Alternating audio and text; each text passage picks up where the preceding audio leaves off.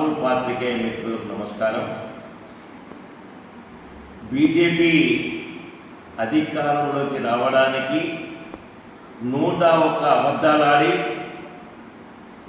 అట్లాగే అనేక చేతగాని వాగ్దానాలు చేసి అటు వ్యవసాయ రంగాన్ని ఇటు కార్మిక రంగాన్ని ప్రోత్సహిస్తానని చెప్పి అధికారంలోకి వచ్చిన 11 సంవత్సరాల తర్వాత కూడా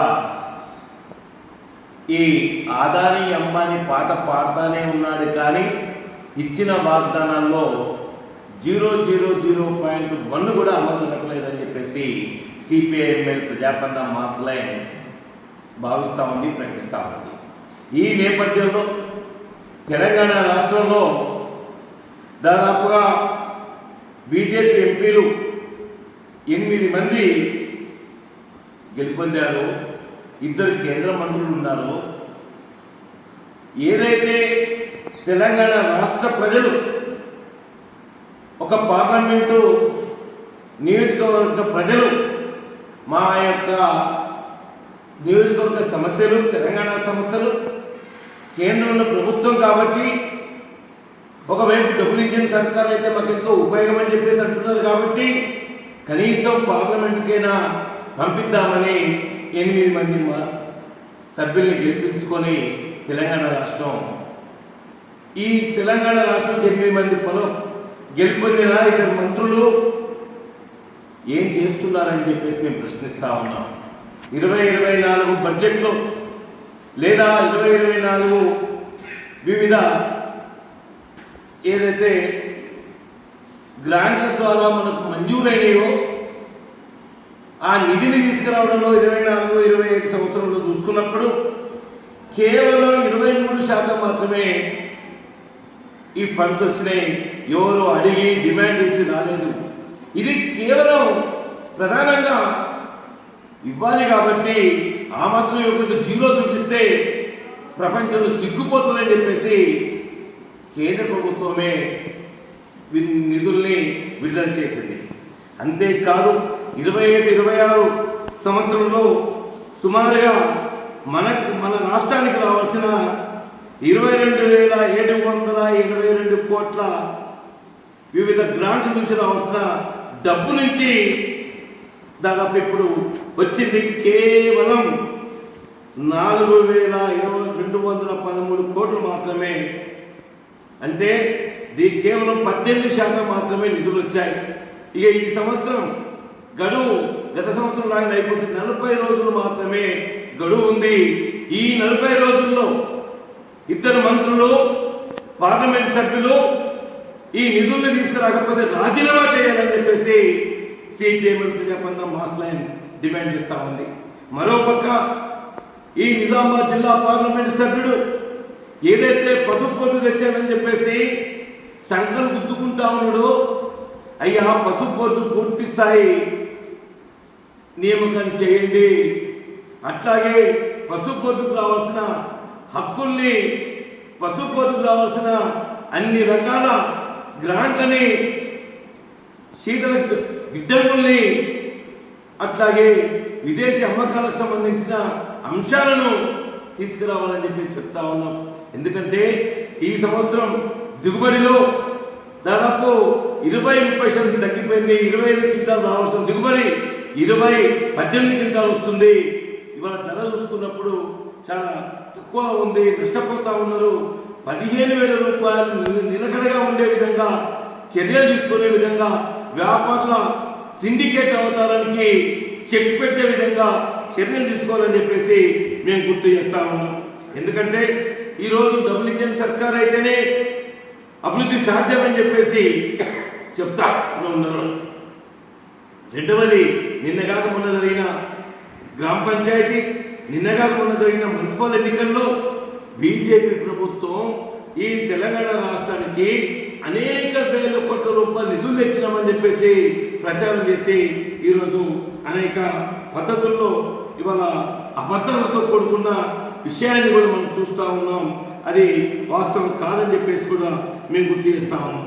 ఎందుకంటే ప్రతిపక్ష రాష్ట్రాల్లో ఇలా పశ్చిమ బెంగాల్ కానీ, కేరళ కానీ, తమిళనాడు కానీ మొత్తంగా చూసుకున్నప్పుడు ఏదైతే గ్రాంట్లని 15 నుంచి 20% మాత్రమే ఆ గ్రాంట్లు అయితే మంజూరు నుంచి ఇస్తున్నారు తప్ప ప్రతిపక్ష రాష్ట్రాలకు ఒక రక నీతి, డబుల్ ఇంజిన్ సర్కార్ ఒక రకంగా నీతి.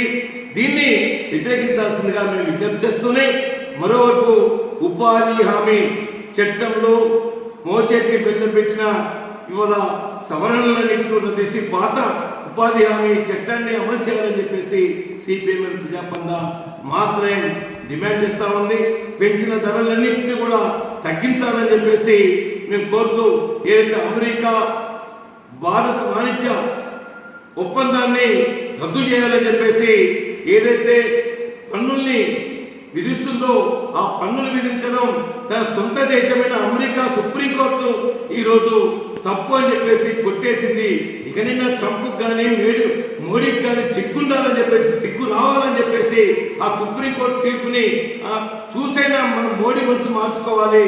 మన ఎగుమతులకు ఏదైతే ఇస్తున్నామో అట్లాగే మన దిగుమతుల మీద సుంకాల్ని ఏదైతే రద్దు చేసుకున్నామో వాటిని అన్నింటి కూడా ఒప్పందాలు రద్దు చేసుకొని మనం ఆ ముందు వరుసలో ఉండాలని చెప్పేసి మోడీకి హెచ్చరిస్తా ఉన్నాను.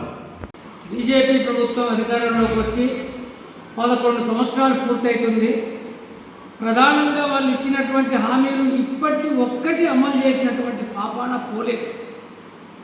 కాకుండా రైతాంగానికి, కార్మిక వర్గానికి ద్రోహం చేసే విధంగా విదేశీ ఒప్పందాలు చేసుకుంటున్నారు. అమెరికాతో మొన్న చేసుకున్నటువంటి ఒప్పందం వల్ల దేశంలో ఉన్న రైతాంగం కావచ్చు, లేదు పాడి రైతులు కావచ్చు, అనేక రకాలుగా ఇబ్బందులు పడాల్సినటువంటి పరిస్థితి వస్తుంది.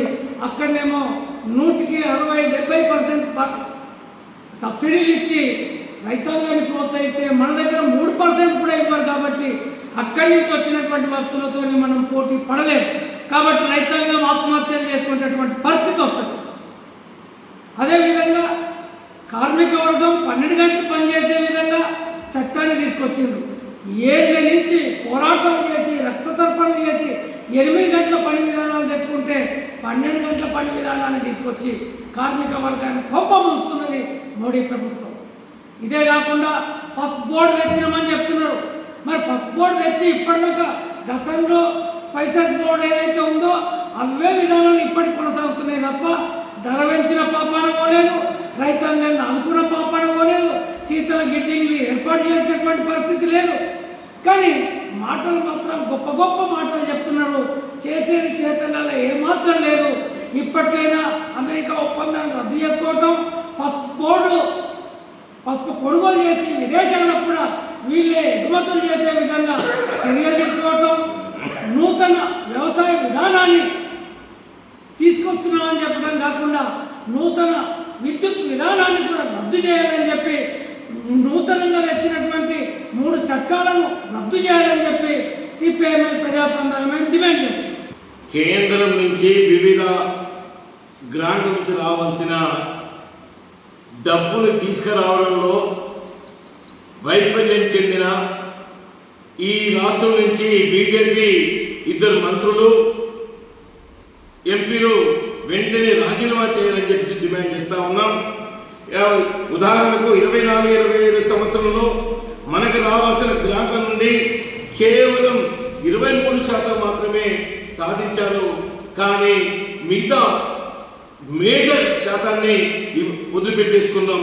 అదే నేపథ్యంలో 25-26 సంవత్సరంలో ఇంకా 40 రోజుల వ్యవధి మాత్రమే ఉంది గ్రాంట్లని మన డబ్బుని మన రాష్ట్రానికి తెప్పించుకోవడానికి. అయ్యా మీరు ఏం చేస్తున్నారని చెప్పి ప్రశ్నిస్తా ఉన్నాం.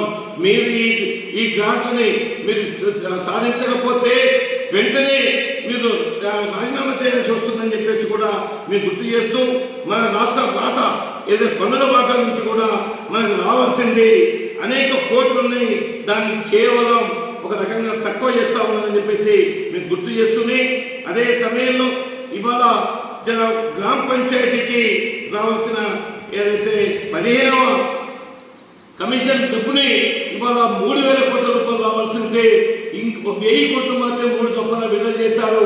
2,000 కోట్లు మీకు తెస్తారా సస్తారా అని చెప్పేసి ప్రశ్నిస్తా ఉన్నాం. అంటే కేరళ, పశ్చిమ బెంగాల్, తమిళనాడు రాష్ట్రాల్లో ప్రతిపక్ష రాష్ట్రాల్లో వాటికి సౌతి తల్లి ప్రేమ చూపిస్తూ డబుల్ ఇంజిన్ సర్కార్ పెద్దపీట హెచ్చరిస్తా ఉన్నాం. రైతులు కార్మిక వ్యతిరేక విధానం అవలంబిస్తున్న బీజేపీ వ్యతిరేకంగా ఉద్యమం చేస్తామని చెప్పేసి హెచ్చరిస్తా ఉన్నాం.